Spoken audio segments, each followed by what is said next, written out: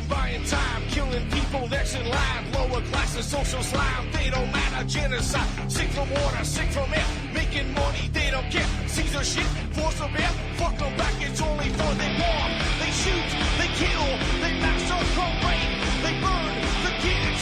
No one makes countries laugh to your face, fight and die. Cause God will give.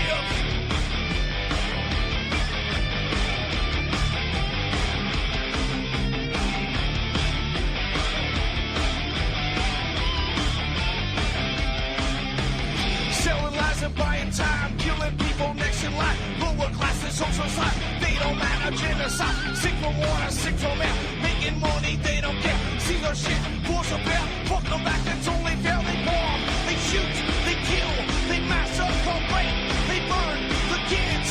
No one makes countries lie to your face, fight and die. Cause God forgives. Yeah. Coming back around again.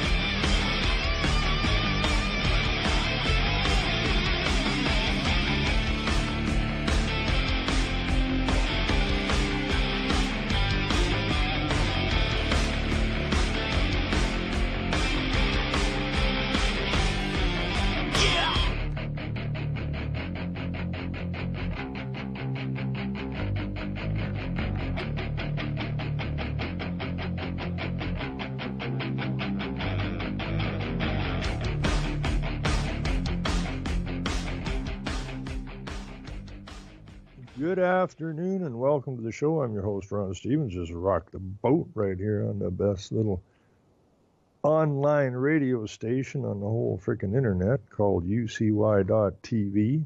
Spread the word. Anyways, I hope everybody's having a good Easter. I have a cat on my lap here, but I suppose if I pull his ears and make them longer, I can call it a rabbit. So, I don't know what they're going to pull off on the long weekend. They usually pull some stupid ass nonsense on the long weekend. I see North Korea's big missile or whatever blew up on the launch pad or shortly after takeoff. Not surprising. This is just a bunch of nonsense going on, same as always. But I did see a meme this morning, which I think kind of describes me more than maybe I'd like to be described. It just simply said, I'd rather eat crumbs with bums than steaks with snakes. And that kind of put a smile on my face because bunnies out on Vancouver Island, and I just arrived there, and a lot of people were protesting, and they had tables set up in the malls and the tables on the sidewalk asking for people's signatures and that, and I couldn't quite figure out what was going on, but apparently a lot of these people, it was a downturn in the economy. I just landed in there from Alberta, and I guess there was a downturn in the economy, and people had their what would you call it, their unemployment, welfare, whatever, reduced or cut off in a pretty bad economy. But that's when I got thinking about protests, and signs and stuff. What are you trying to accomplish? What is it you're actually trying to accomplish? Now, if you got a problem, then deal with it. But this is the way we do this in the West, apparently. We have marches and we have protests, and we like to throw our little signs up in the air and our little slogans in the air. We don't really accomplish anything. If you look at the history of it, it really has accomplished nothing. So I just asked these people what their problem was. I don't remember what it was. I think it said something to do with payments or something. So I thought, okay, well, where's the problem stemming from? And it looked like City Hall. So I went there and I went through the different agencies, and I did the whole thing 3 times to make sure I understood where the problem was coming from and what the problem was and how it could be rectified and so on and so forth. And then I went and wrote a letter. to the editor and took it to the main newspaper, and they told me to hit the road. They weren't going to print anything like that. And I said, but it's the truth. This is me in my 20s, right? But it's the truth. And the deal is, we don't give a damn about the truth, but we ain't printing this. And so I did find an independent who just asked me if I could back up everything I said. And I said I wouldn't have wrote it if I couldn't. And he's going to put it in the following week because he was headed to press. I got home and got a phone call from the newspaper saying we pulled a bunch of other stuff. It was a fairly big letter. And, it would have been a full half page in the newspaper, which is a fairly long letter. And he said, I pulled some other stuff and we're going to run this now. And, but I got to warn you, he said, I had to call the mayor and these other people to let them know what's coming at them. So, okay, I don't care. And then I get a call from City Hall. And these people who really didn't want to answer my questions when I was working with them, all of a sudden want to take me out to dinner for steak and wine and all this kind of stuff, because I obviously hit a button, and it's not going to run well for them. And that's what just reminded me of when I saw that meme this morning was that, I'd rather eat crumbs with bums than steaks with snakes. And those were snakes that were inviting me out to dinner. There's no ifs, ands, or buts about it. Now, I know how they operate. If I'd went to dinner with them, I could have likely, they're going to schmooze me to try to smooth this mess out that they created. I could have been probably working on city council or some other area of the local government pretty quick. But that would mean that I would have to sit down and watch that forked tongue slide in and out of their mouths while we're eating dinner. And that doesn't really settle well with me. So when I saw that thing, I'd rather eat crumbs with bums than steaks with snakes. Kind of put a bit of a smile on my face, but then also got me to ask some questions. Why are we eating crumbs? We're not bums. And why are the snakes eating steaks? They ought to be eating the crumbs. You see, but then the world's upside down, isn't it? And we got to get it turned up and right-sided, and let the snakes eat the crumbs, and the good moral people of this nation and any other nation eat the steak. Then it brings up, always bringing up questions, and why do the people not have the capacity to do what needs to be done? That's the question. Why is it that they've watched themselves and their neighbors and their friends and their families get beat up by this snake-infested so-called government for so long? What's stopping them from standing up? Why are they acting like bums eating crumbs? Do they enjoy it?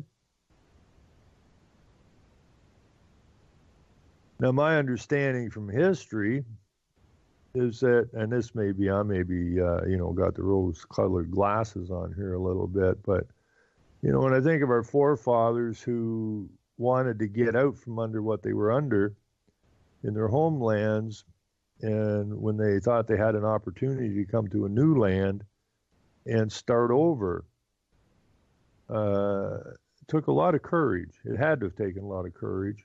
You don't know where you're going. You don't know if you're going to get there. You don't know what you're going to run into when you get there. And these people suffered greatly. And they sacrificed everything to try to start a new life for the futures of their families. And these had to be pretty strong-willed people, or they were completely beaten people and they were offered something that they thought was for nothing. Came over here and busted their asses to open up the land to the advantage of those who claimed it. So you look at it two ways, but I do believe that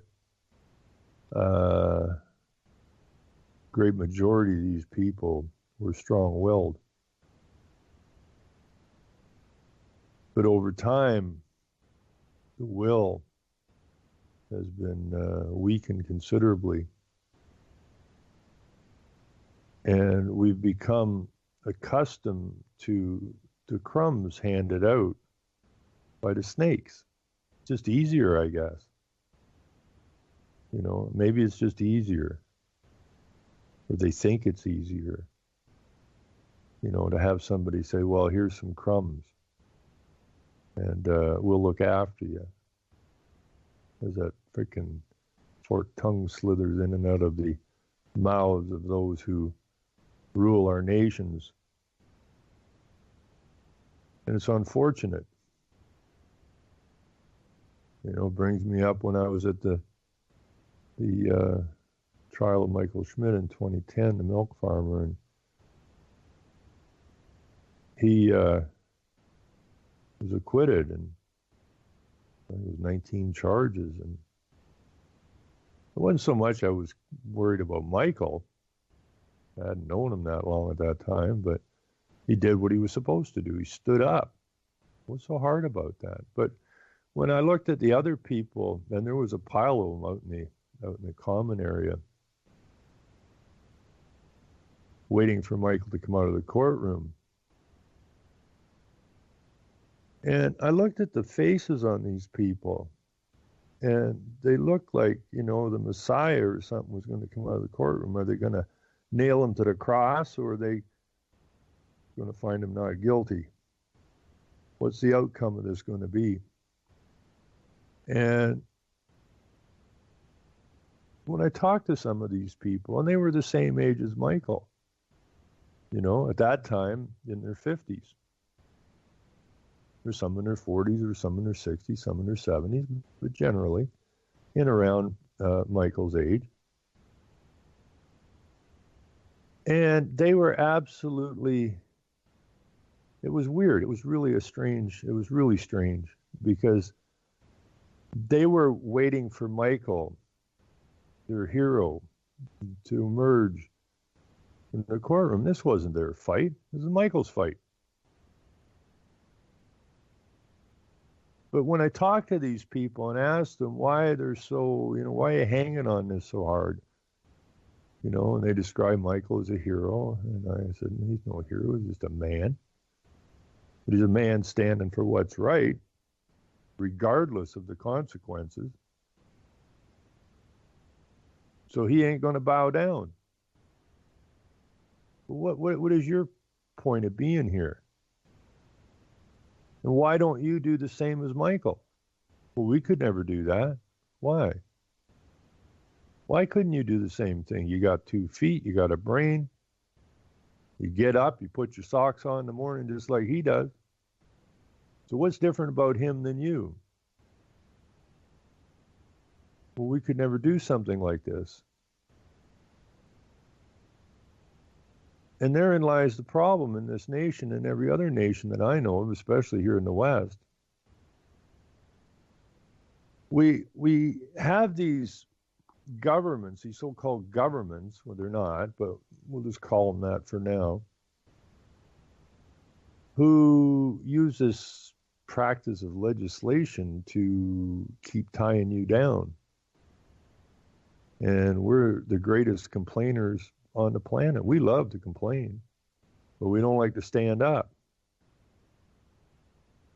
So I guess when somebody stands up and actually says, okay, let's go, those who don't have the capacity to stand up look at this man or woman as some sort of a hero.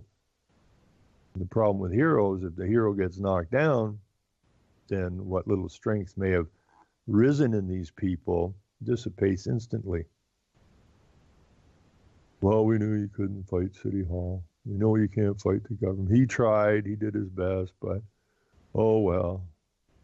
I guess we'll just go and wait for the next piece of legislation that takes away more of our freedoms or taxes is harder, and then we can complain about that. I don't understand that mindset at all. I've never understood that mindset. And it really bothers me, that these few people, these snakes, can put so much fear into people. When I was a kid, we used to go and, probably make a PETA after me or something. But when I was a kid, there was snakes around, and I don't know why, but we seemed to enjoy it. That if you took the snake and you got him by the tail and you just, whipped him like a whip, you'd snap its neck. So you could take a snake and just give it one shake, kabang, and it would be dead. They're not really that tough. But people go, oh my God, it's a snake. Everybody's seen that. They run away, it's a snake. Well, it's not that tough to get rid of a snake. But the fear makes people run from the snake, hide from the snake.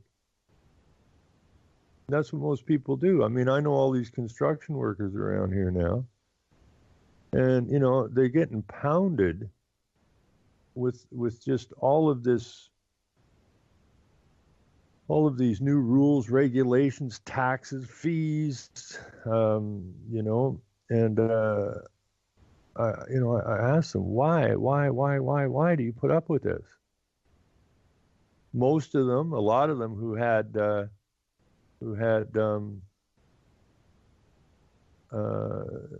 crews before, now working by themselves and that. I go, why are you doing that? We're just trying to stay out of their way. Why are you trying to stay out of their way? Well, we don't want to get in trouble. Well, why don't you just stand up to it? Well, we don't want to get in trouble. But you're in trouble. You're all in trouble. You're in huge trouble. And every day you're getting deeper in trouble because you allow this snake to keep scaring you. And I can't wrap my head around it. I don't get that at all. I never gotten that. And I've won some fights. I've lost some fights. And I don't even want to fight.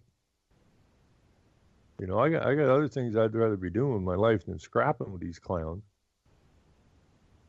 But if you're going to bring it to me, well, then I'll fight you. If you're wrong, I'll fight you. And we could change this whole nation and any nation very quickly if we could just somehow instill some spiritual strength, some mental strength, and some physical strength back into our people. How you do that, I'm not exactly sure.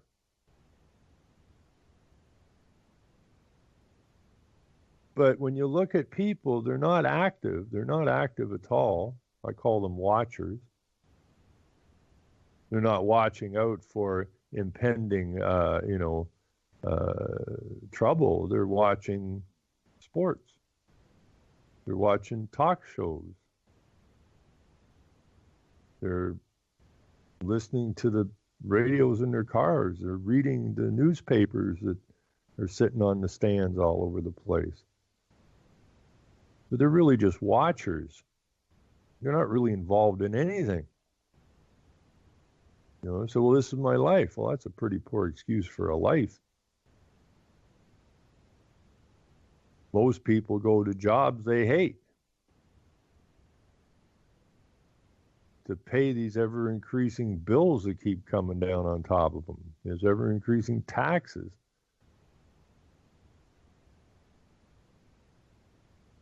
And then they go home and watch TV. Damn, I made it through another day.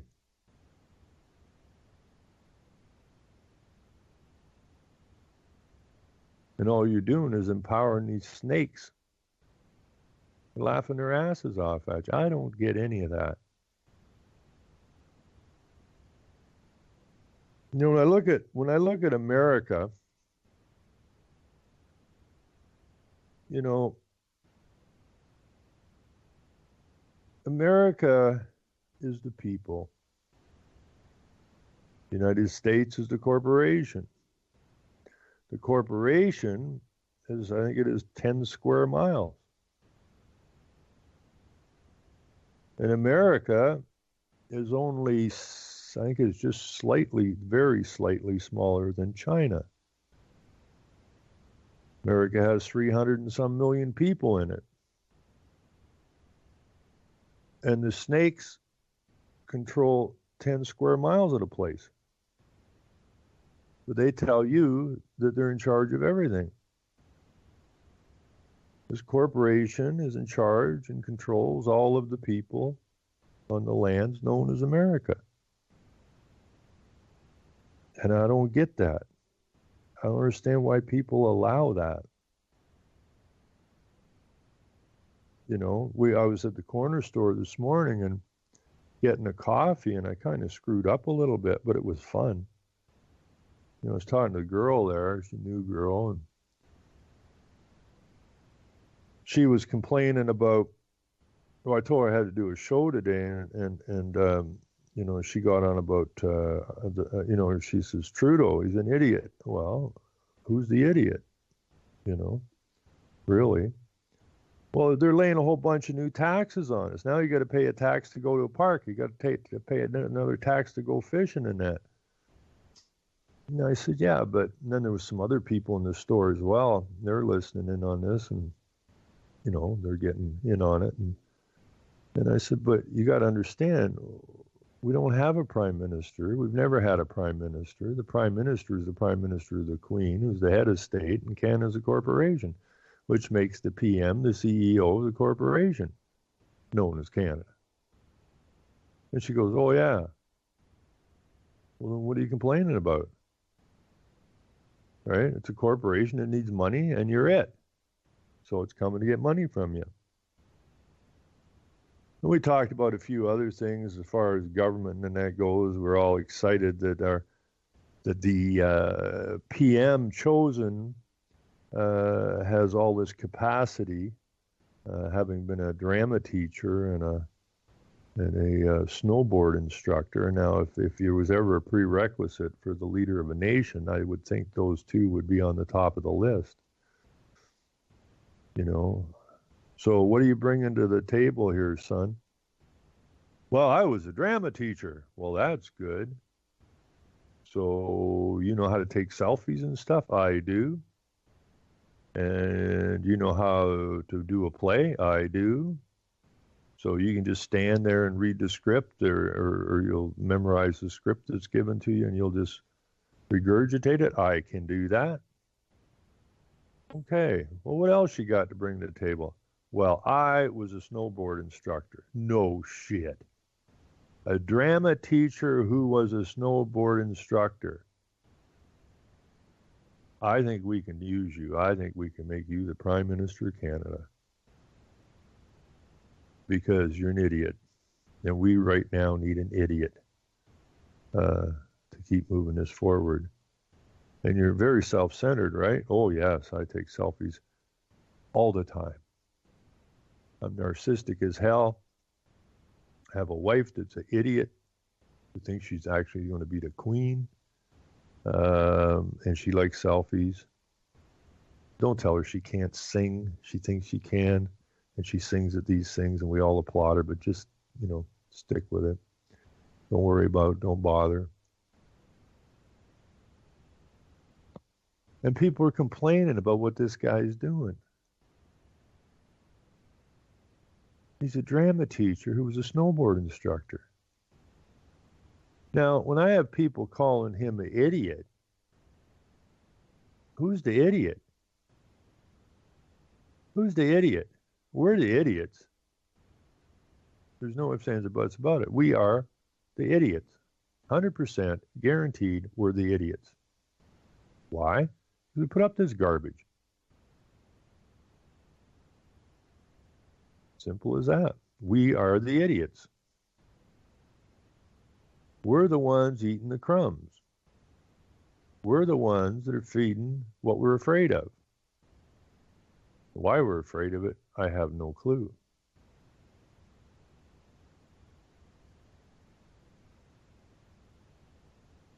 People don't want to be bothered. They want to get in trouble. Can you head these off, Artie?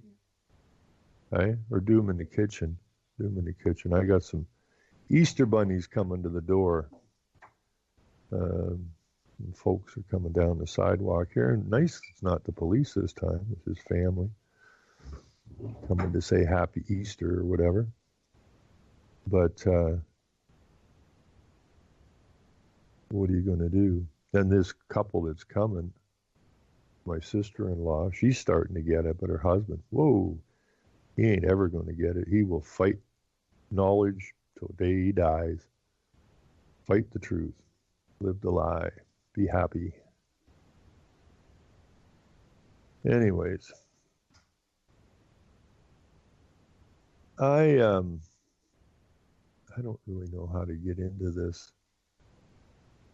I've done a lot of searching here. If I can find where I've got this. I seem to say that a lot. If I can find this. I have so many freaking tabs open all the time.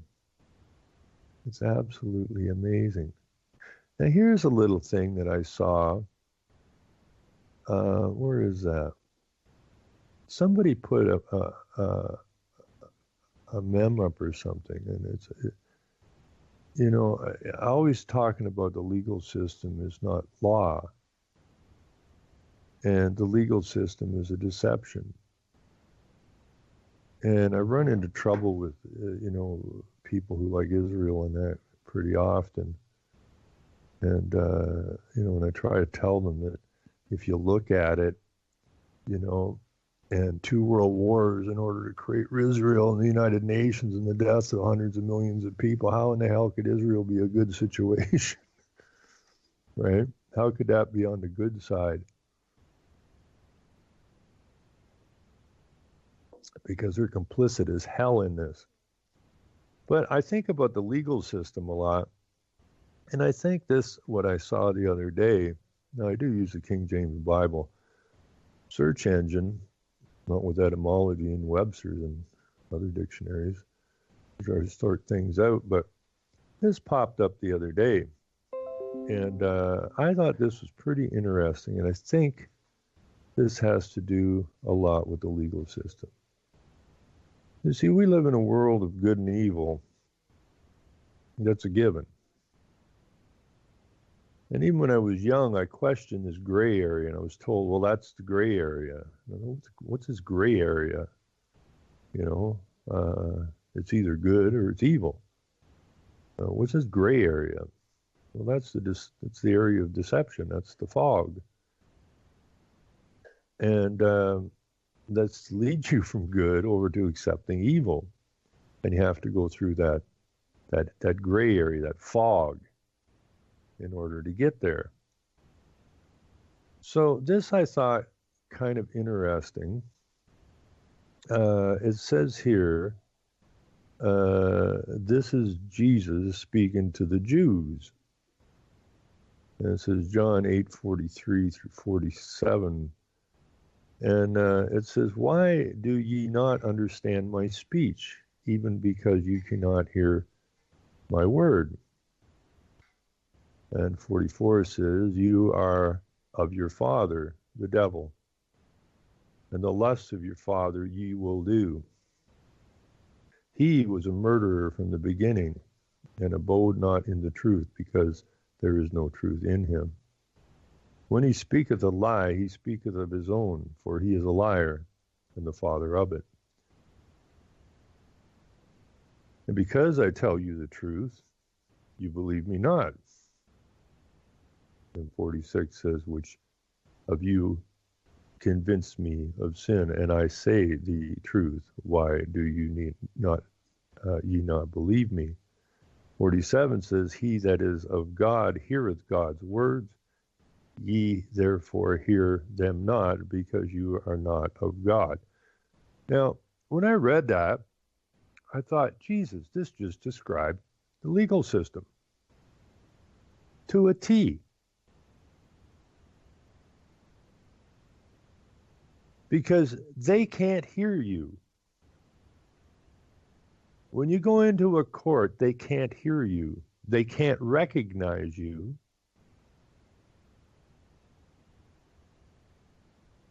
Because you are of God. The court cannot and does not have any capacity to recognize the man. So they created another entity for you, the legal entity, which is a deception. Because they're liars. You know, you go back to the thing of the attorney. You know, what is an attorney? One who's turned from one Lord to another. Well, there's only two. There's good and evil. Take your pick. If you look at jargon, jargon is a language used to gain advantage basically through deception.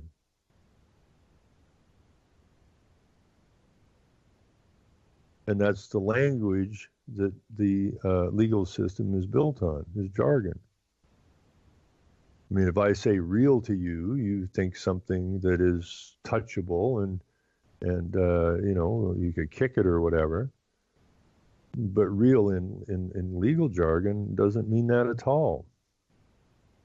Land, you understand when most people say, well, you know, did you get some land? Yeah, I did. Okay, maybe we'll come out and look at it. But that's, in the legal world, that is not what land means at all. And this is the big deception. So, you know, I think this here little thing, John 8:43 through 47, pretty much describes the legal system. Because the lawyers are liars, the court system is a deception, and the big thing is they can't hear you. You know, as they say, well, who you have a lawyer to represent you, because the lawyer represents the legal entity. People say, well, I got my lawyer. You didn't get nothing. You're not involved in it. So I think this here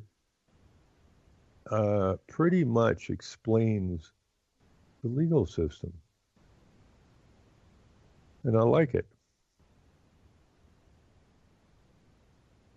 And I think I will put this in the chat, and then you can go over it and see what your thoughts are on it. But I think this pretty much describes the legal system. It pretty much describes the difference between man and the fictional entity, and it pretty much describes the difference between legal and law.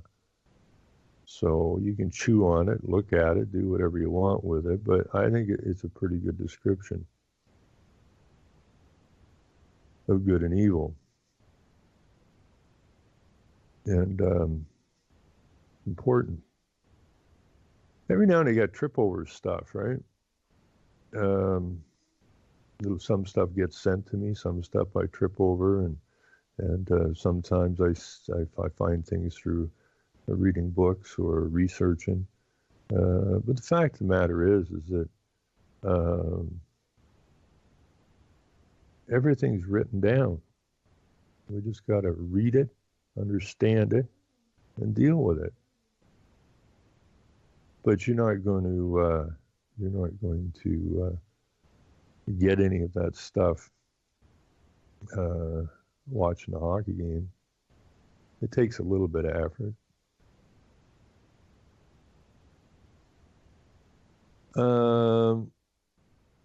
Now this is I may have read this before, I don't know, but I'm just going to throw it in anyways, and it's from one of the least favorite things that I'll ever know about, and that's the Huffington Post. But it's here anyways, and it's kind of worth looking at. I mean, you don't have to go to Huffington Post to find it, but I mean, it's all in their agendas and that. But it's the title I kind of like, a historic event at the United Nations in mental health. UN defines mental health as a policy priority in its latest global development agenda. Now, our head of mental health here in Canada, speaking at a TED Talk, stated that we're all mentally ill.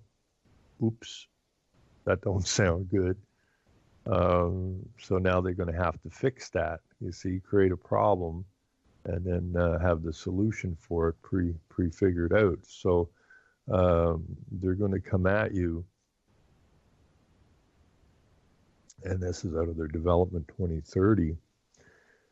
But anyways, this past weekend, the United Nations made a historic statement on the importance of mental health by including it in the new Development Agenda 2030. This agenda is designed to be a plan of action of the people for the people and will be the leading global development policy for the next 15 years. Well, this is a great milestone. Mental health advocates are asking for health, women's rights, human rights, individual and activists around the world to unite and take a stand for inclusion of strong mental health indicators to ensure words are followed by actions. People can help by leveraging their social media sites to spread the word, signing an online petition and writing emails to the United Nations, encouraging the member states to create strong and robust indicators. Research suggests that without measurements, goals are not effective. There is a bunny rabbit in the yard. I'll be damned. Hey? Did everybody see the bunny? There they are. Everybody's outside looking at the bunny rabbit sitting in the yard. Isn't that cool? That's my Easter bunny. Little brown rabbit sitting out there. I don't see where the cats are. They think they take a little interest in the Easter bunny. But it must be Easter because there's the bunny sitting out in the yard. Not my bunny, but somebody's bunny. I guess his own bunny. Anyways, back to this thing. Research suggests that without measurements, goals are not effective. These indicators play a crucial role in ensuring that the process towards the UN Sustainable Development Goals is being made and nations are being held accountable. The nations are accountable to tackling the real challenge facing the mental health community. This is a monumentous declaration by the United Nations showing a clear commitment to mental health. The UN state that they envision a world where physical, mental, and social well-being are assured. They further declare that in order to promote physical and mental health and well-being and to extend the life expectancy for all, we must achieve universal health coverage and access to quality health care. No one must be left behind. Jesus, kind of sounds like the old education program, doesn't it? Until a cause becomes a social movement, authentic, even transformational change will not occur. The 60s gave us the civil rights movement and the 90s the AIDS movement. Let's make mental health the 21st century movement. Congressman Patrick Kennedy. Now, I don't know who Patrick Kennedy is. I don't live in the States, but I'm sure a lot of people have heard the name. But this is how they operate, right? Until a cause becomes a social movement, even transformational change will not occur. The 60s gave us the civil rights movement. No, the 60s civil rights movement was given to us. Okay, it was manufactured through the boys that are now, same group, that are now pushing your mental health program. Now, if you do some study, you should find out that the AIDS virus is actually a constructed virus. And so why would we want to be dealing with these guys who did this to us already, looking out for our mental health on a global scale? I mean, this is whacked. And I hate their data. They're data miners, okay? And that is the same as the Ford and the Carnegie and the Rockefeller and just a horde of other foundations. But those were really the three beginning foundations that got into this problem, reaction, solution thing. and they're data miners, and their data, they mess with the data to get what they want. You know, to come up with a sentence like this is ridiculous. 1 in 4 people in the world experiences a mental health condition in his or her lifetime. That's an impossible statement, isn't it? That's an absolutely impossible statement, but that's where they start. And people go, oh my God, 1 in 4 people in the world experience a mental health condition? Wow, that's high. But it must be right because it's coming from the United Nations. And a significant number of those are not treated. Oh my God, not treated. In most countries of the world, people with mental health problems are not treated because of stigma, lack of mental health systems established, and or not enough services available in low-income countries. Up to 80% of the people do not receive treatment, and people with mental health conditions are often subject to inappropriate treatment and human rights violations. They are left behind in fear and isolation. Many people who experience a mental health problem cannot fully participate in society and contribute to the growth of their nation. Countries lose billions, and by some estimates, trillions of dollars every year by missing out on these people. Now we need strong and robust indicators to make the Agenda 2030 a reality. Now we need strong and robust, in the coming months, the UN will be negotiating the indicators to measure the Sustainable Development Goals. These indicators will be crucial because they will make progress measurable and help all of us. To hold countries and their governments liable to their commitments and achievements. So now our nation states, which are all member states of the United Nations, of which we didn't have anything to do with the formulation of it. Now our national governments, so-called national governments, and the people that live in these places, that would be you, are now accountable and liable to the United Nations through international law, of which our nations have signed on to. So we need to join together to push for powerful mental health indicators. Visit change.org to sign the petition in support of the indicators proposed by Fund Mental SDG, those Sustainable Goals, a global initiative to strengthen mental health and global development that is fully aligned with the WHO, World Health Organization, Global Mental Health Action Plan 2015 to 2030. Now, I should go and bounce over there real quick and stuff that into the chat. Of course, it's the World Health Organization who is pushing all the vaccines on us and are making a great deal of money on it, as they say. And they're happy about it. They don't give a shit about your health. They don't give a damn about your mental health. They like you just the way you are.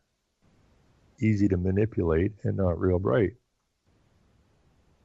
So if you're one of these 1 in 4 who are having a mental problem, you might want to slip on over to the WHO and see how they can help you out. There's a whole bunch of stuff here, different mental disorders, mental health and emergencies, mental health publications, disorders, neurology, material and shell mental health, policy and services, and so on and so forth, all there for your benefit. Now, the problem is, and I mentioned this a little bit last night on the show over on Revolution Radio, one of these problems that we're having, and Duck or Chris brought it up about they're digging up their lines and putting in really high speed internet lines. And his is bouncing in and out for the time being because I guess they're, digging at it and that. But one of the problems we have here is that these are all mechanisms, they like to call them. And, we need global problems. How are we going to have how do you justify a global government if we don't have global problems? So therefore, we have to dig out global problems that can only be dealt with at the global level. And they say that in their documents that, that the nation states will be allowed to deal with problems that are specific to their particular nations. But all other problems will be dealt with at a global level through international law, which supersedes your nation. And you will do as that nation will do, because it's accountable and it's liable. It will do as it's told to do in anything that they describe or classify as a global problem needing a global solution. And this is where the high-speed internet comes in. And I'm going to have to spend a little more time, I guess, beating up on direct democracy, which is flying around here all over the place now. These are the same people that brought you Occupy, and that's the UN. Okay, that's the UN brought you Occupy. UN brought you Idle No More. The UN brought you the Civil Rights Movement, and so on and so forth. These are all constructed. So they ran through the Occupy, and now they're bringing you direct democracy. Because why? Because your democracies are failing, people. Look around. Look around.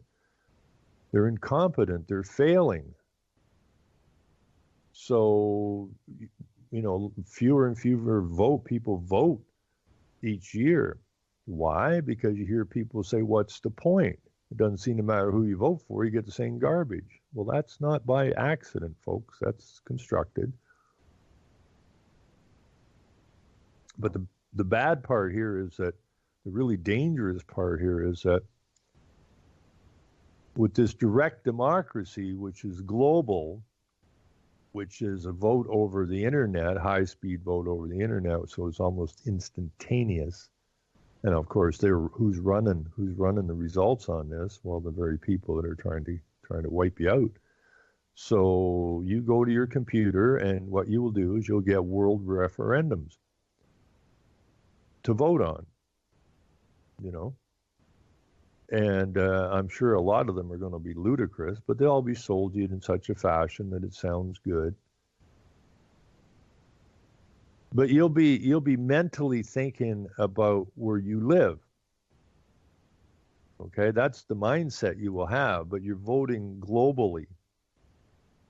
Okay, so this is a global problem that needs a global solution, and they're the ones that came up with the global problem. Therefore, they know what the global solution is, and they throw it out to you. And like a bunch of bozos, you vote on it. And they will put up something like because of something that happened somewhere and the forecasted rainfall for this particular area that grows food normally, it looks like it's going to be a really difficult year for food production. So therefore, the scientists, the experts state that what we do is we need to reduce the amount of meat protein in our diets in order that we will have enough water to consume, because of course these meat animals use up way too much water, and we can do better by growing spiders or whatever and eating those, or June bugs or whatever the frig it is, and it will be voted on globally. And with the push of that button, you think that I'm so informed, and I was taught that red meat's bad for the world and it uses up all the water, and look, I was right, because here the experts and the scientists say now that with the impending doom of climate change and drought and all this kind of stuff, that if we continue to get our protein from meat animals, that millions, maybe billions will starve to death. How insensitive can we possibly be? Hit the button. And they got you. Because your nation is accountable and liable through international law, treaties, agreements, and whatnot. So the United Nations and these snakes, these legal snakes, these evil people, because remember, there's only good and evil. And they walk you through the fog or through the gray area. They mess with your head. They put pictures in your mind. And then you're doing the bidding of evil. And evil designed to hurt you. So you're hurting yourself by walking through this fog, or being caught in this fog, this gray area, not understanding right from wrong, good from evil. And they just put it out to you, you know, because they do got a forked tongue, right? The snakes do. Look what they did to the indigenous people. They conned the indigenous people into believing that what they were saying was good and honest and true. Well, we know from history how that worked out. And it's exactly what they're setting you up for again, and have been for a very long time, and they're coming in for the kill now. Okay, this is not dominance of the land of North America or Australia or Brazil or somewhere else. This is global domination, total and complete global domination. They already control your food, your water, your health, and every other day, your finances. It's all attached to the United Nations.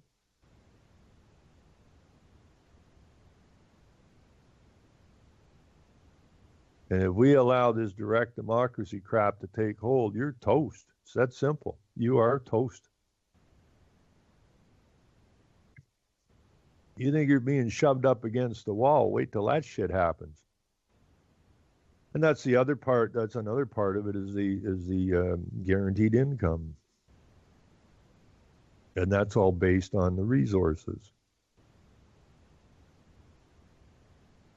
You know, and you will get a card with X amount of funds on it, which is supposed to be adequate, because everyone has the right to adequate, according to the United Nations, but they're the ones that decide what's adequate, not you, not your family. They do. So you push the button because you've been brainwashed into believing that the earth is in some kind of immediate peril because of our actions upon it, which makes you very susceptible to vote the way they want, because most people can't think anymore. They just go with the propaganda. And you push the button agreeing that we got to do something. Then they say, okay, well, good, you agreed with that. Now this brings a problem in with your adequate supply of funding, because of all of these other issues that we don't have the funding to give you adequate. Now, where your money may have been adequate, that you could go out and buy some meat protein in the past, all of a sudden, because you voted as they wanted you to vote, that you're afraid about the impending droughts in that, and the shortage of water, that you agree that we should have less meat protein. Well, okay, well, meat's expensive to produce, so, well, you're not going to eat meat. Now, all of a sudden, your adequate income can be reduced some more. This is no different than what they did in Europe when they starved out the farmers, for crying out loud. But this time, they're getting you to vote on it. so, so, uh, you really don't have the right to complain about it because you voted for it, you idiots.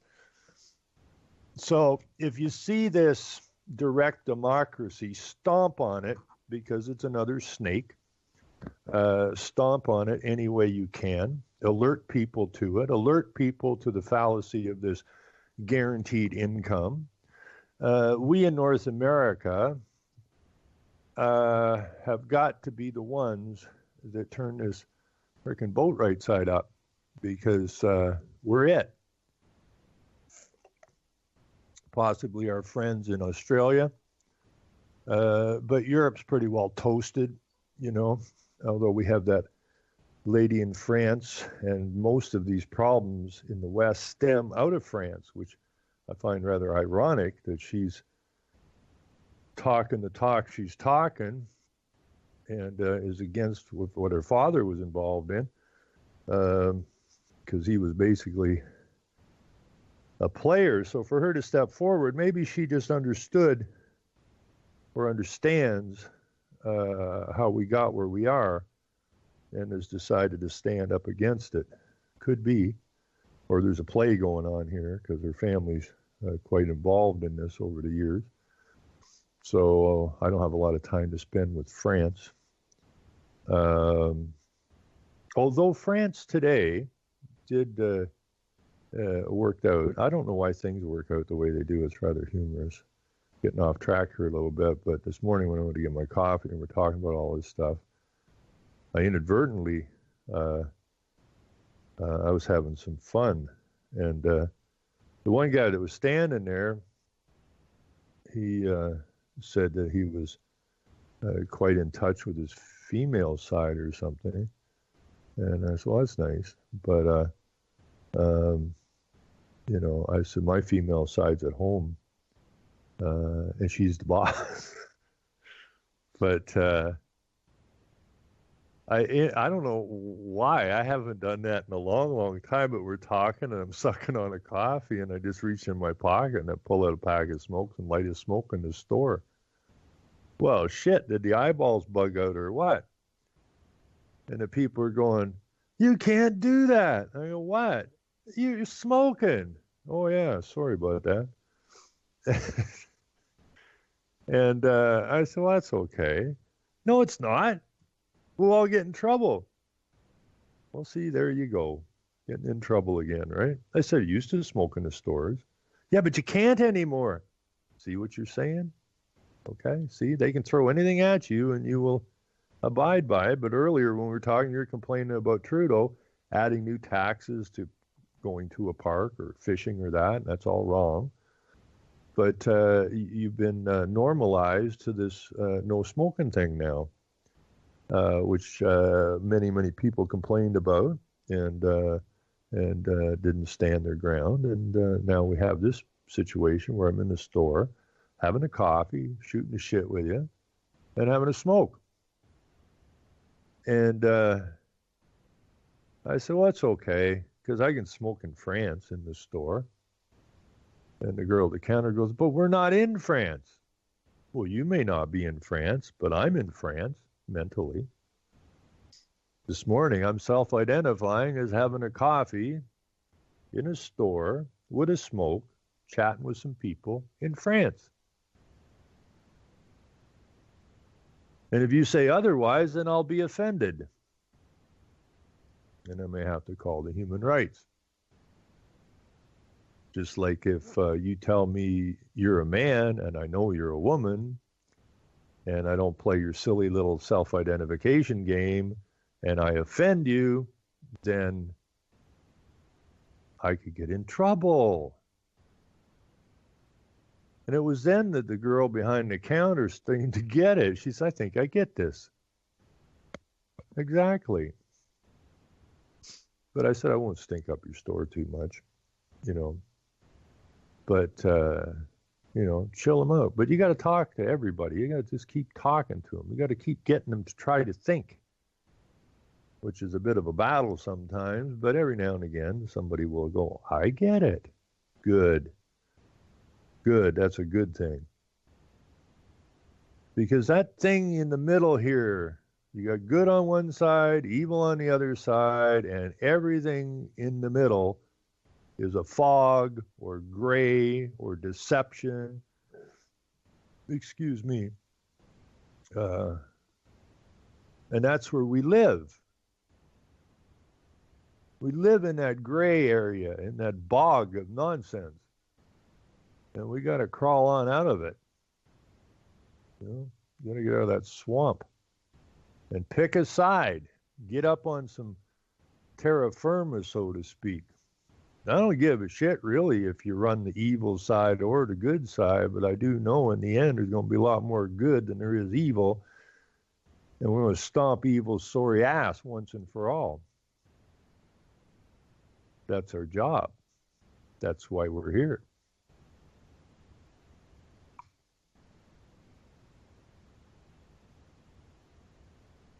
You know, people just don't seem to understand, you know, how many heads are on this snake. If you take the UN body and call it the snake and then start adding heads onto it, you will see that is a multi-headed snake. But at the same token, if I'd picked up a snake as a kid and whipped it, just go snap. It's dead. Now, I don't know that it would have mattered if the snake had one head or 27 heads. I would think that I'm going to end up with the same result. I'm going to end up with a dead snake, be it 7-headed, 14-headed, 1-headed, 2-headed, doesn't matter.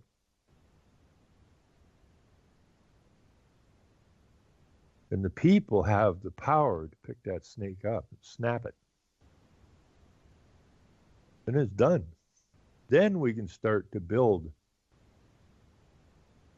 our nations the way they're supposed to be, built on goodness, built on moral,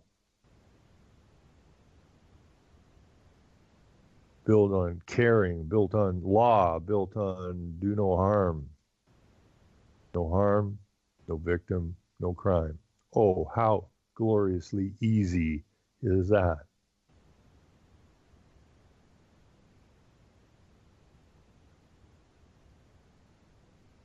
And heal the tongue, get rid of that split in the tongue. You know, it's really weird because when I ran in that election, and the handler for the Conservatives said they had a great future in politics. This brings back the snake again. The deceiver. I could have a great future in politics when I told him I didn't because I was missing something that was very important. And he said he didn't see it. He said he watched me the whole time through this election at all of these, I forget how many all candidates meetings we did, a lot of them. And he said, I'm telling you, you got a great future in politics. And I said, no, I don't. I said, because I'm missing one very, very important quality. And he goes, I didn't see anything missing. And I said, I do not have the ability to shake someone's hand, look in their eye, smile at them while I'm lying to them. That takes a snake. And I ain't a snake. Basically, he said, well, if you ever change your mind, I'm telling you, you got a great future in politics. And I guess I could have eaten all the steak I wanted with the snakes. That would be just wrong. So we can't do that. And that's what happens to most people who get into politics. People are weak of the mind and the spine and the spirit, and they're easily coerced. You know, you stroke them, patronize them, you know, you fluff up their ego for them, you make them feel important, and you can get them to do pretty much anything you want. And that's basically the politics. It's evil.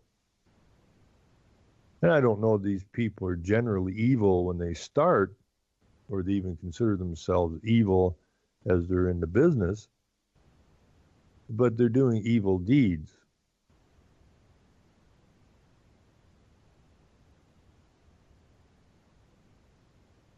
And they're lying, and they're deceiving, and they're causing great harm both to the nation and all the people that make up the nation. And the noise just keeps coming. I've seen the thing now that we want Trump's income tax statements. Why? Is it important? Of course not. When everybody was looking for Obama's birth certificate, that got very, very, very little airplay, mainstream side, right? They were all crazy people in that. But now that Trump is in there, this idea of requesting his income tax, I mean, it's all over the Canadian papers. What do we got to do with Trump? Nothing. But they're trying to portray him as the snake. But I don't know, I haven't had a lot of time to really delve into Mr. Trump. But I do know that he's supportive of Israel, wrong. And I do know that the United Nations is sitting on American soil, wrong. And I do know that or at least I haven't heard any words come out of his mouth that he's going to cut all ties with the United Nations today, right now, right here, right now, done. Because until he does that, he really doesn't have any legitimacy. Because, if you go back to World War I and the aftermath of that, which was the League of Nations, which President Wilson, who was House's bum boy, Colonel House's little bum boy, who instigated the Fed, which has crippled the people in the nation ever since, running around trying to get people to get America to sign on to the League of Nations. The people back then still had the capacity of thought and remembrance of why they fought the War of Independence, and the idea of giving up any sovereignty to some world body just didn't cut it. So back then, America, or the American people, wanted nothing to do with a global body, a global governance body, because they understood, just like it said in that document I was reading about mental health, you become accountable and liable to this body. Well, how does a free nation be a free nation if you're accountable and liable to some thing that was set up by somebody you don't know to tell you what you can and can't do? But that was really prior to the massive creation of the public school system, which was to take those remembrances away from the people, move them away from what they already knew was right, to take them into the fog, into the gray area, and move them through that gray area fog, and to come out the other side agreeing with the evil and participating in it.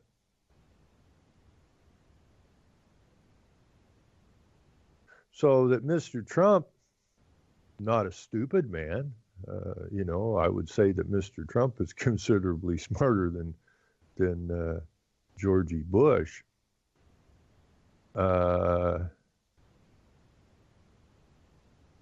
George Bush, I think, was about as bright as Justin Trudeau, which really kind of puts it together, because Bush is Republican or conservative, and Trudeau is liberal or Democrat. These are a pair of the stupidest asses, great puppets. I mean, Obama was a great manipulator, the wonderful snake. But Trump, he ain't stupid. He's definitely not stupid. And I don't know that he's I'm not exactly sure what he's up to, to tell you the honest truth. He does have the capacity, however, to do some serious good. But until he stands up, because the big evil, the big snake, the multi-headed snake that is wrapping itself around our nations is the United Nations. And we have to sever ties with it. And if we don't sever ties with it and our leaders continue to be accountable and liable to the evil that is the United Nations, then our leaders absolutely have no legitimacy whatsoever, because they're still in the game. They're still playing with the snake.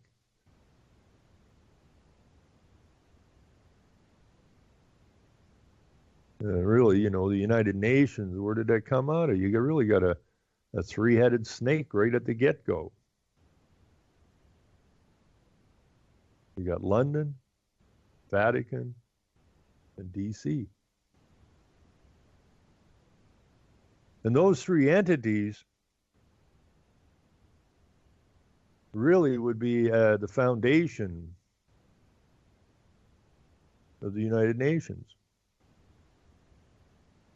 and the State of Israel.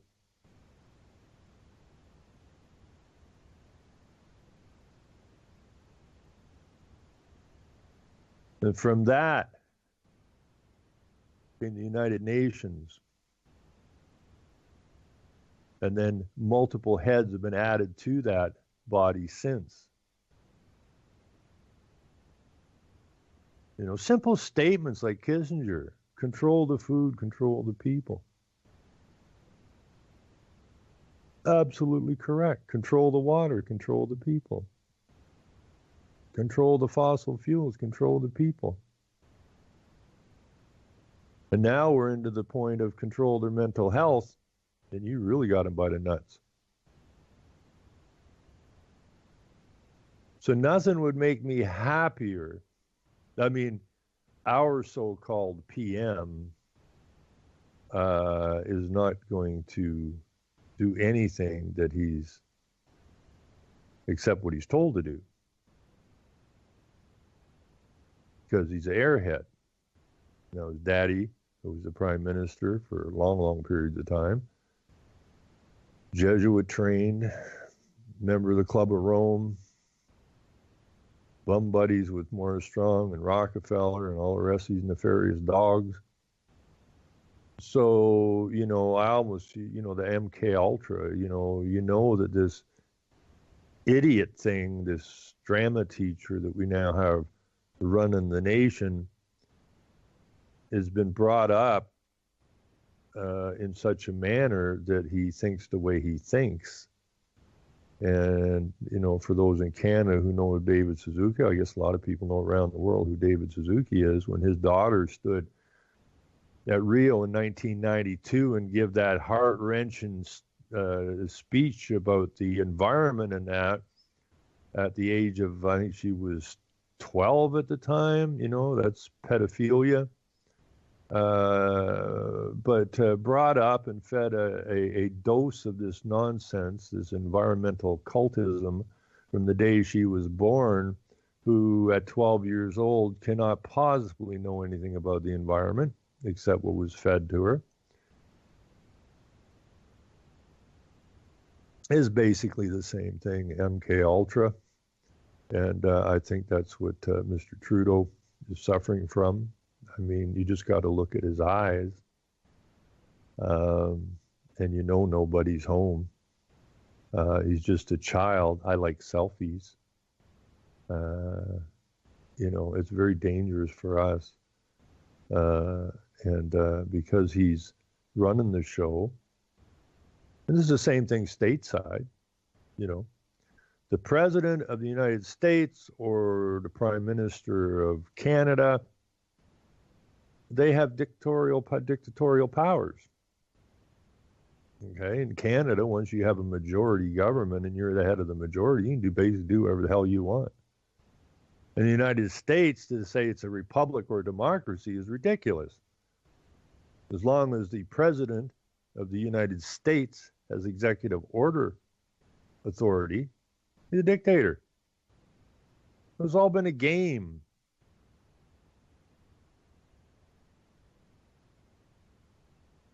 It's been a very nefarious game that we got to accept what it is. We have to turn away from this nonsense. We have to turn completely away from it. We have to go back to being the nation, which is the people. The people were here before the government showed up. Understand that. The government didn't come here first. The people came first.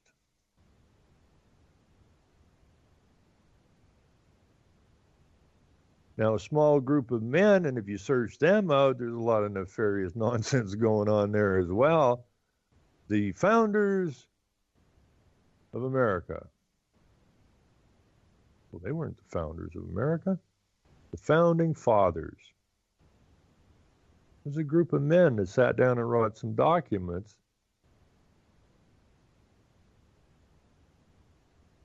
that you're to abide by. So a small group of men wrote some rules and said, you know, this is your Constitution. Well, it's not our Constitution. We didn't write it. We weren't even privy to the damn thing. We didn't get to vote on it. Not that I'm aware of. I don't believe there was a vote. And up north here, it says that we were given responsible government. We didn't create it. It was given to us. Well, that's a gift I would like to hand back. I don't know where I hand it off to, but that is one gift that I would like to return ASAP. So the President of the United States, which is not the President of America, it's the President of the United States, it's the CEO of a corporation. Now, what we need a government for the nation, and the nation is the people. And only the people can create a government. But not a two-sided government, not a right-left government. It's been proven that doesn't work. It works for someone's benefit, but not yours. It was designed to work for somebody's benefit, but not yours. The complete and total deception of right-left. Right and left is simply divide and conquer. So the nation has been conquered by the very people you think are there to administer it on your behalf. Oops. How'd that work out? We can do better, people. We have to cut the gray. And if it isn't good, then it's evil. And we got to stomp the evil out of our nations. We have got to get rid of a huge portion of what has been messing with man all these centuries. You have man who is deceived into becoming a legal fiction, who is controlled by an evil group of men.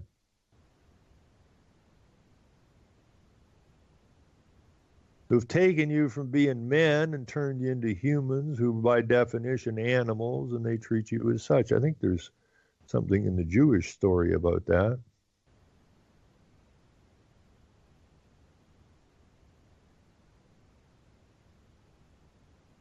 So we need to eradicate the gray area. Once you eradicate the gray area, once you erase that, once you blow the fog out of there, then you only have two entities which are very, very visible. There's no separation anymore. You can see both parties, good and evil. The gray area is gone. There's no confusion left. anything that deceives or causes harm to your fellow man is evil, period. It must be dealt with accordingly.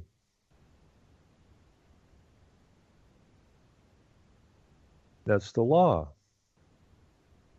It's so freaking simple, it's ridiculous. But in that movie I watched, I Sued the Devil, which is not something I would have watched. I don't watch movies. I haven't actually specifically decided to watch a movie on purpose in, I don't know when, 20 years, 25 years, 30 years. Been a long time anyways. I know what they're about. But I was at a friend's place and he was looking for a comedy or something. Then I just going to touch on this for a little bit because this is not about religion. Understand that. I'm not talking about religion. And the KJV says specifically that religion is deception. Why do we have so many freaking religions? To deceive. To turn one group against another group.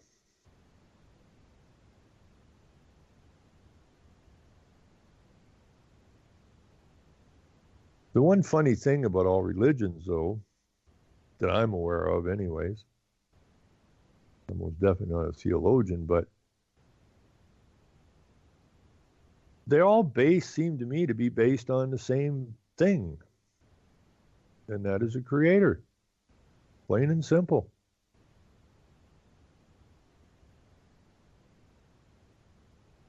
Yet all of these religions, these so-called religions, that supposedly believe in a creator are also all pushing the idea that you're humans, that you're actually not created, but actually evolved from a great ape. Now, how's that for deception? You can't have it both ways, folks. You're either a man or you're an animal. Me, I'm a man. I look at my cats out there. I look at their capacity. They're animals. They're my little buddies, but they're animals.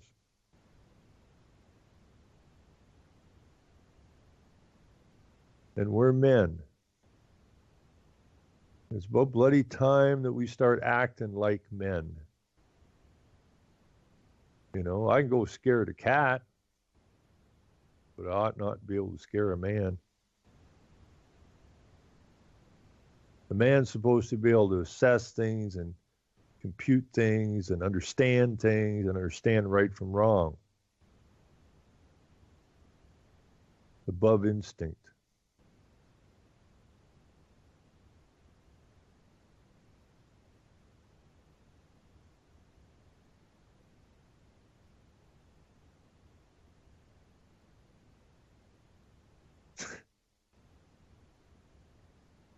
I've heard that so many times about the gray area. I've been told so many times in my youth to just accept the gray area. That's always bothered me, the gray area. What is this gray area? And the gray area is nothing more than deception, than seduction, to get you to either to believe things that are not true or are designed to harm you. You know, I'm sure right now there's people having a conversation about this new fishing tax or whatever it is, or this tax to go to the park. I'm sure there's discussion on it right now. And one half is saying, well, I have the right to go fishing. Why am I being taxed on it? I already buy a license for this stupid thing, which I shouldn't do. Oh, you don't love the environment, says the other side, right? If you want to go fishing, you should be prepared to pay the tax because all of that money goes to help save the fish. Doesn't matter what subject, there's two sides to every subject, but all of this stuff is designed to, again, divide people, confuse people, and people never seem to be able to look at the cause of any of it, where it's coming from, what's actually designed for. Now, a man should be able to sit down and sift through that and figure it out. Whereas children or animals may have a little more difficulty, and they've gone out of their way to keep man in a position of childlikeness. Then they've done an extraordinarily good job of it. There's no ifs, ands, or buts about it. I mean, I got to take my hand off to them because they have done a phenomenal job of keeping people in the childlike position. I mean, just look at all the game shows on TV. Look at all the reality shows on TV. This is all child stuff. This is all the realm of the child. You know, adult cartoons. The cartoons are really for children, you know, but we'll make them adult cartoons, and the adults will watch them because, well, mentally they're still children. Oh boy, a cartoon designed for us. We're adults. This is an adult cartoon. Duh. I mean, come on. So they've really taken away the capacity of men to actually be men. And when I say men, I'm talking about women, and I want to really thank the ladies because, you know, I've thought about it many times. Why are the women seemingly more aggressive in this than the men? And I guess it has to do with their position of being caregivers, I guess. It's their children. And I think maybe, just maybe, that this has to do with their child rearing, and that they see, you know, their children being told that they're going to pray to Allah, and that they're going to wear these scarves, and they're going to become, you know, subjected to, and all this rest of this nonsense. I think a lot of the mothers see this threat more so than the guys. The guys don't really seem to pay attention to a lot of stuff. But up till now, everything I've looked at so far is that the women seem to have more spirit, spine, and a stronger mind than the average guy does. And that's unfortunate, because we're the ones that are supposed to be looking out for the ladies who are looking after the children. And I think we have to step up into our role a little better. And again, it doesn't require violence. It requires determination.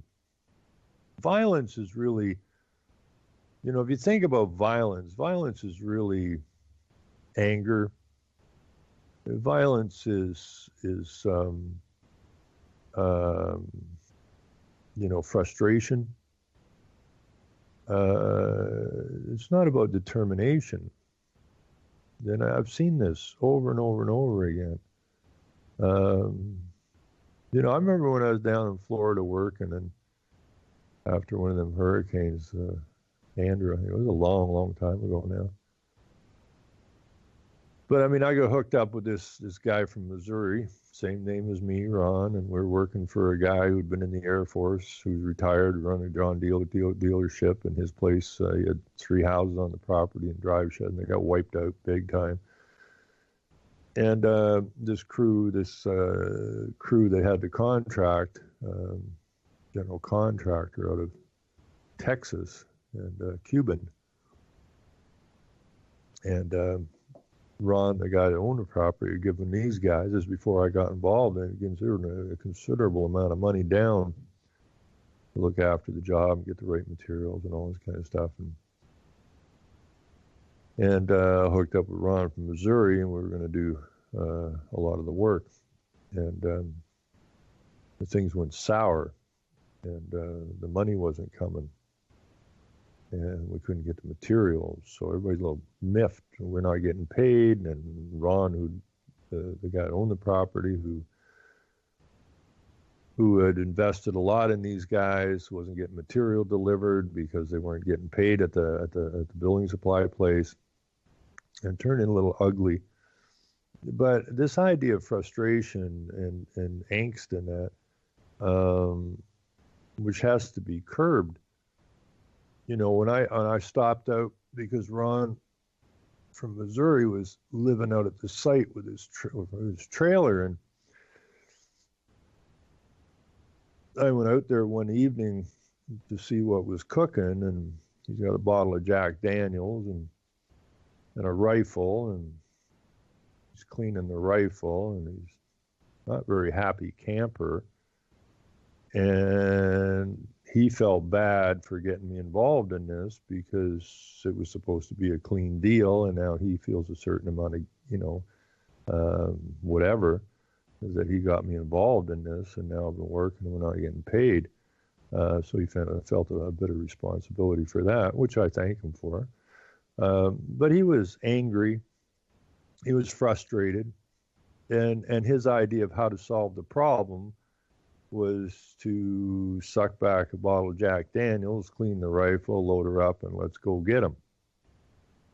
Well, that doesn't solve anything. You're going to get your ass in the slammer for a long time or shot, which really doesn't solve the problem, which is simply getting our hands on some of this money.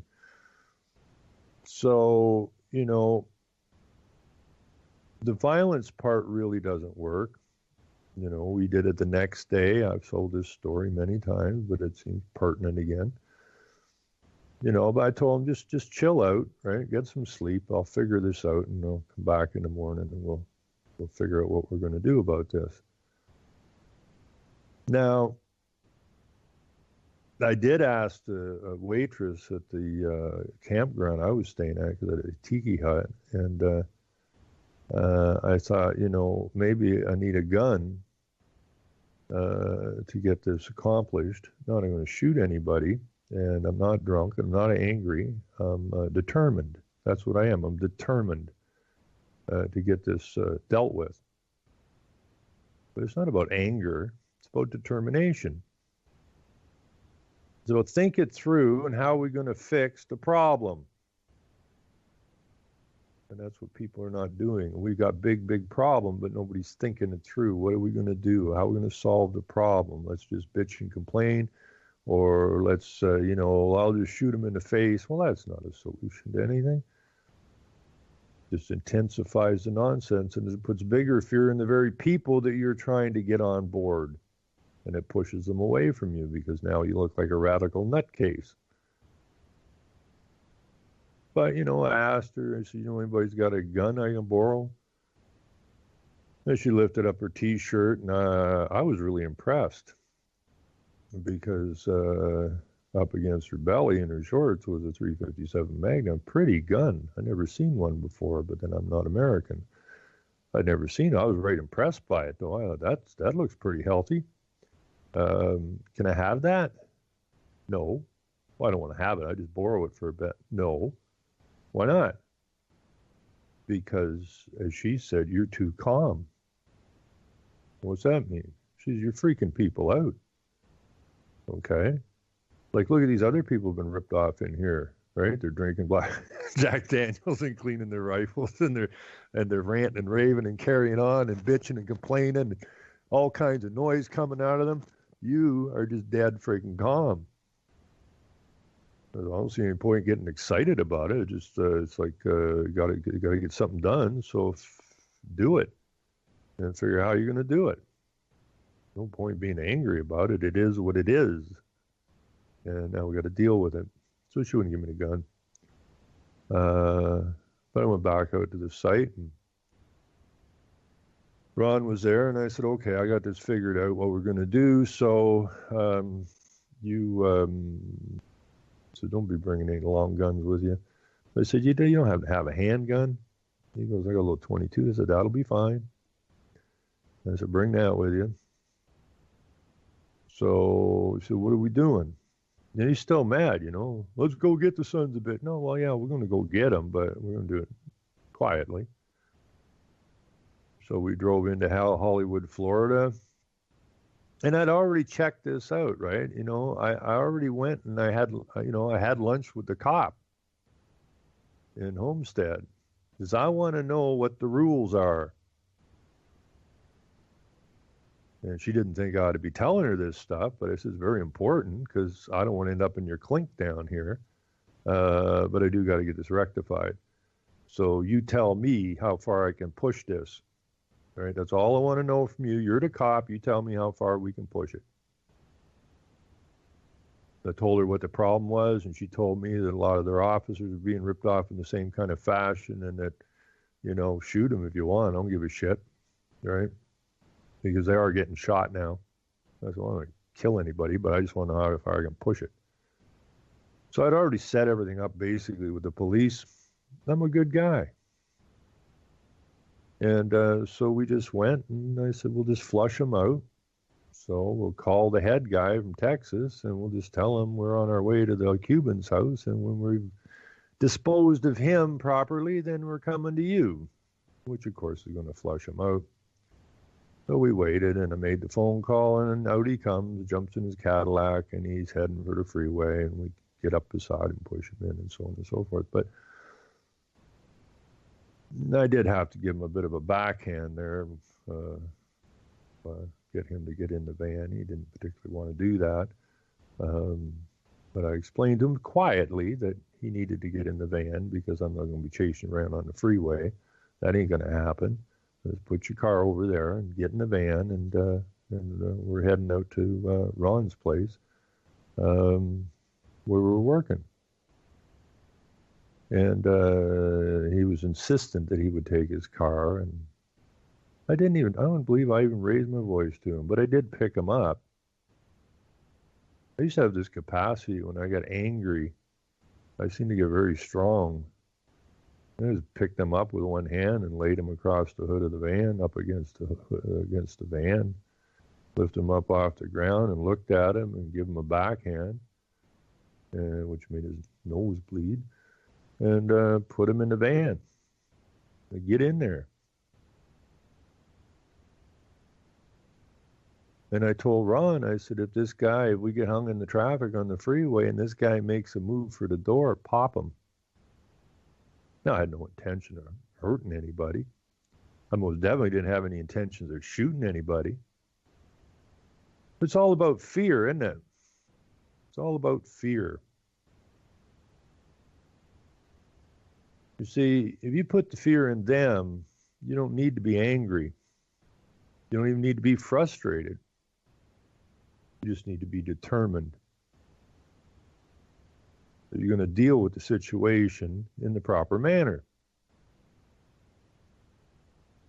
And that's what we have to do if we're going to right this boat. The boat is starting to rock. I can see it. I can sense it.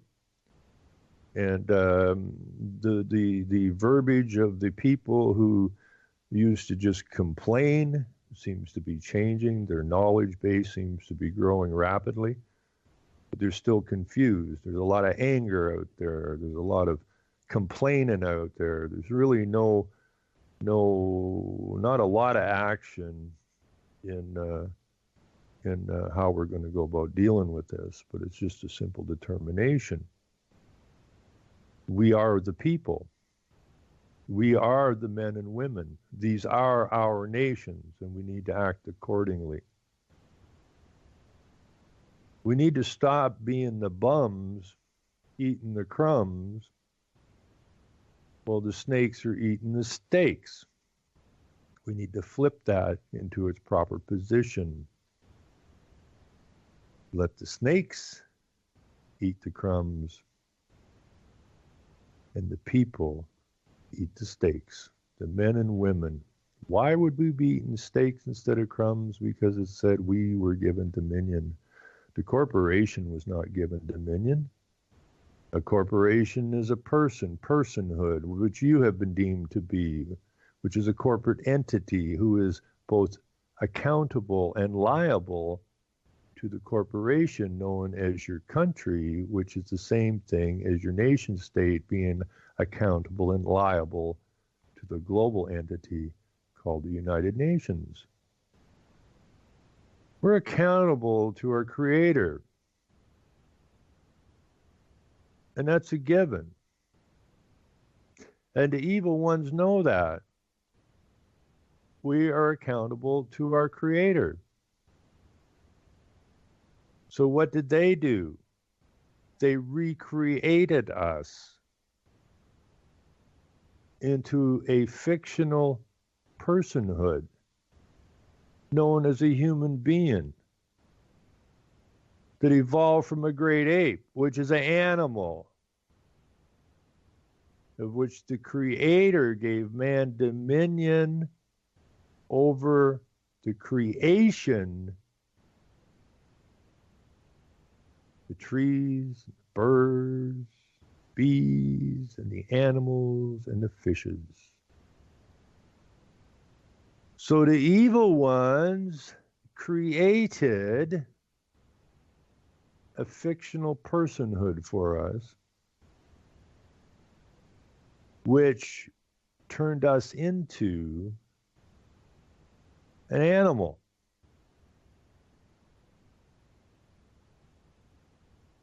And we become accountable and liable to the Creator, which is the corporation, which is a false creator. And we've been living in that ever since. But the churches, on the one side, are telling us that we're created, that God created us. But we must abide by the rules of the corporation, which is basically, you can call it right, left, you can call it good, evil, you can call it whatever you want, but that is to create confusion and division.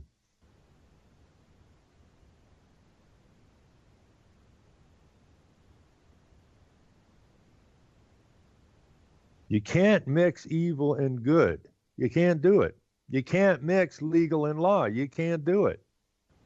But we do it all the time. We allow it to be done to us.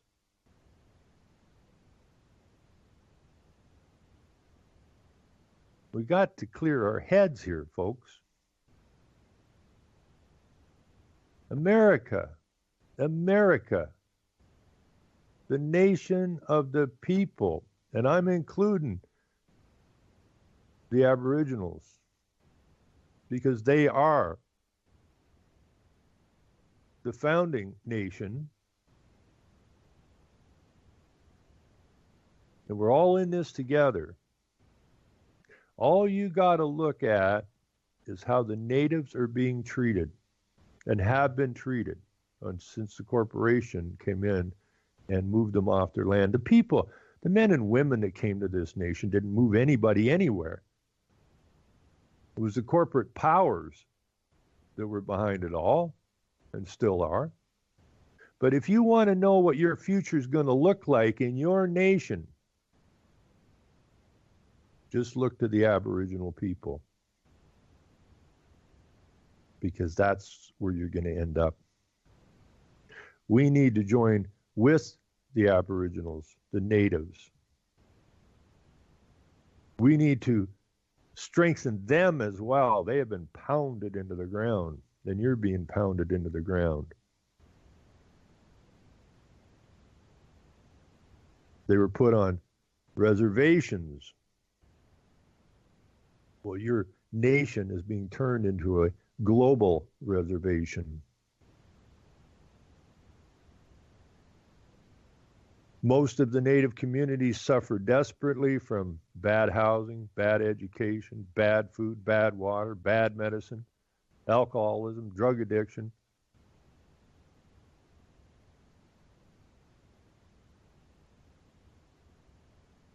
While you were getting good food, good housing, good education. You thought, in reality, you were getting a large dose of poison and deception. But it was packaged properly, so look at the natives, look at us. Whoa, we're doing good. And showed absolute disrespect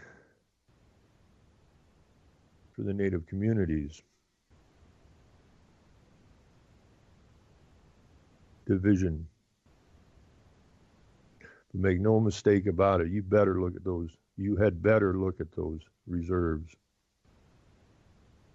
We have the chief or the council who's doing pretty good, got nice trucks, nice houses. Those are the administrators, the evil ones, the snakes, eating steaks while the rest of the reserve eats crumbs. This is exactly what they're setting up. And it goes back to that series, and I wish everybody watched America with a K. I mean, it nails it to a T. It's after the Sovietization of America, and it's identical to what's going on. Why? Because they always tell you what they're up to.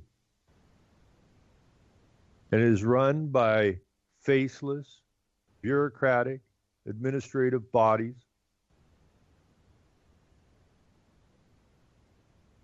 And they all live pretty good. They'd be eating steak.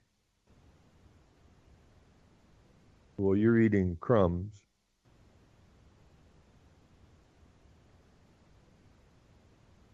And that lady at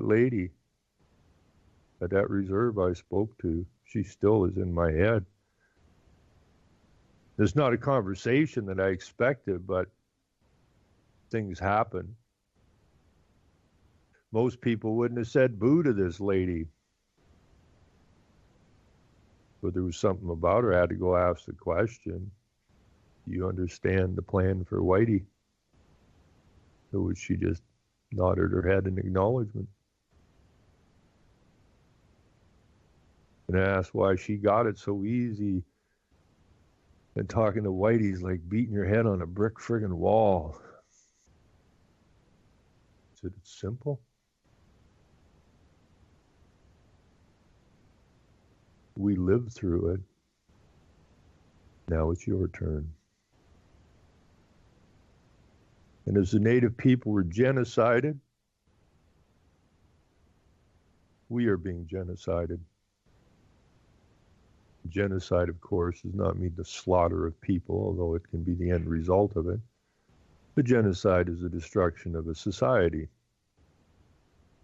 The society's beliefs, society's systems, just in general, the society. So just as the natives had their own society and their own rules and regulations that everybody understood, which were much better than the ones we're tangled up in now because they were at least based on law of the Creator. They were based on the idea of do no harm, treat your brother and sister as you would wish to be treated. Their system of law was actually basically the system of law that was given by the Creator. And now they're enslaved by the legal system, the multi-headed snake, of which it is now our turn to be genocided. And the program is well underway. Now, I just refer to it as the Third World War, which is a spiritual, psychological war, which means we don't need a whole hell of a lot of violence to change this around. What we do need is determination. Strong spirits, minds, and spines. You know, there's a meme out there,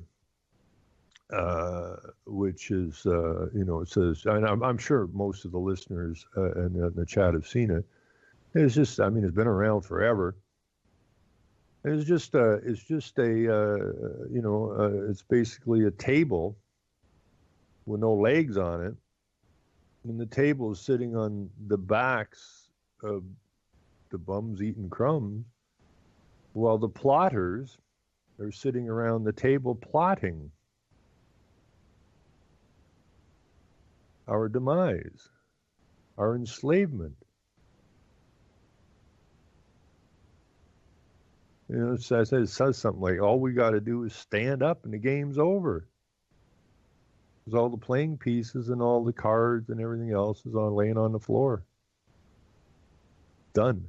It's that freaking simple.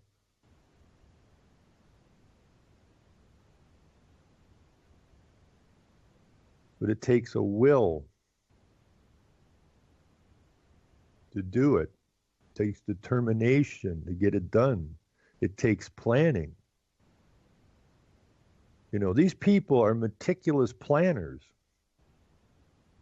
These evil ones are, because they're trying to destroy you through deception, through lies. And you got to be pretty crafty at that. You got to be completely amoral, which is evil, and moral being good. And they've moved us away from the moral. Farther and farther and farther away. So nothing really matters anymore. You know, there's no good or evil anymore. That was the whole plan. Well, there is good and evil. Look around you. It's everywhere, the evil. And if good does rear its, I guess, good would be described by the deceivers as good raised its ugly head. And we caught a man feeding the homeless. Well, that can't be allowed to happen. Throw his ass in jail. But the good must rise. And they must stand shoulder to shoulder.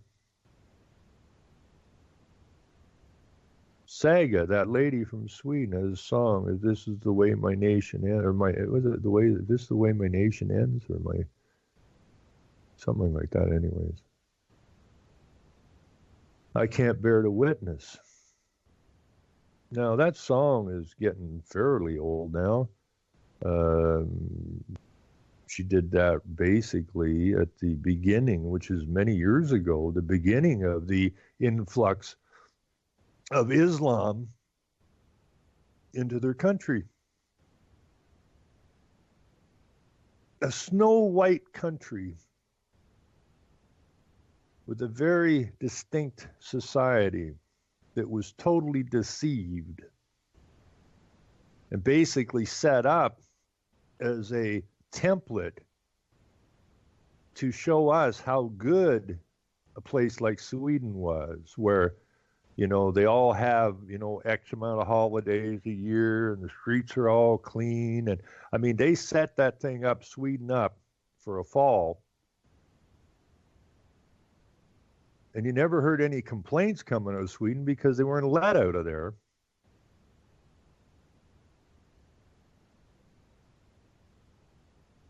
And then they opened the gates to multiculturalism. And Sweden now is basically a basket case. And she's, you know, if this is the way, I think it is the way that my people or my nation ends, or my race ends. This is the way my race ends, which is the white race. She can't bear to witness. They talked the West into the idea that children were a bad idea because they cost too much money, and why spend the money on diapers when you could go buy a boat?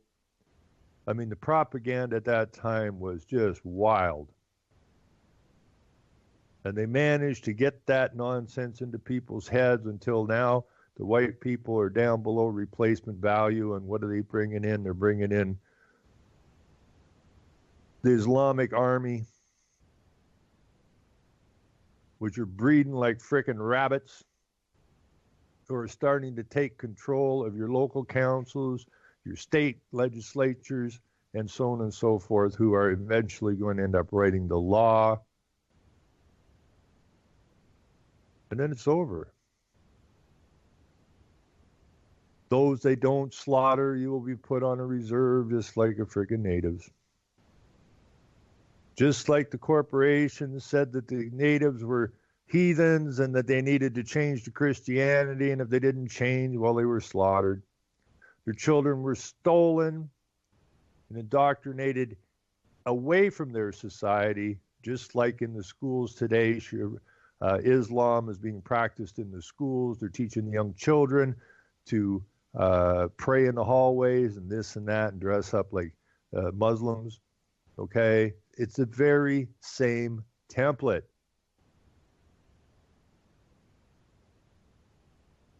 At least the natives fought back. At least they fought back. We're helping. We're facilitating our own demise, the demise of our nations and our peoples. That's got to stop. And again, it doesn't take violence, it takes determination. Can't even get somebody to stand up and put $100 down to run for a local council. That makes me want to throw up. That really makes me want to throw up, because your local council is going to fill up with the very people you're bitching and complaining about, and you ain't got the wherewithal or the determination to stand forward and do what you need to do. That's how crushed the spirit, the mind, and the spine of our people in the West has been. We have become Play-Doh, putty, something to be molded any way they wish to mold us, and to believe anything they want us to believe.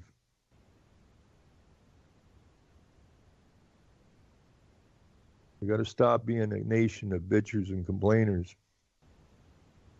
Become determined men and women. We have a duty, not to the government. We have a duty to our forefathers, children, the grandchildren, those not yet born. That is who our duty is to.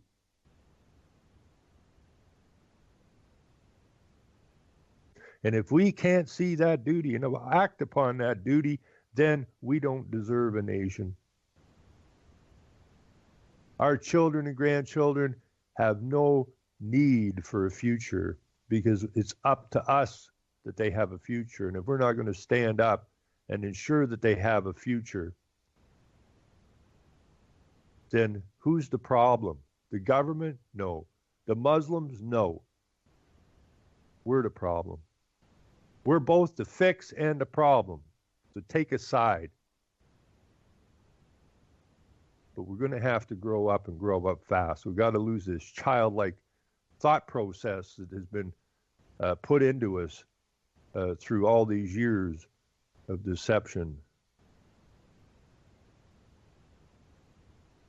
Anyways, I see by this, show's over. So I want to thank everybody. I got to go peel potatoes now, do some KP duty, peel some potatoes, and go over to my mom's for Easter. Okay? Everybody have a good day. We're out of here. Take care, everybody. Bye-bye.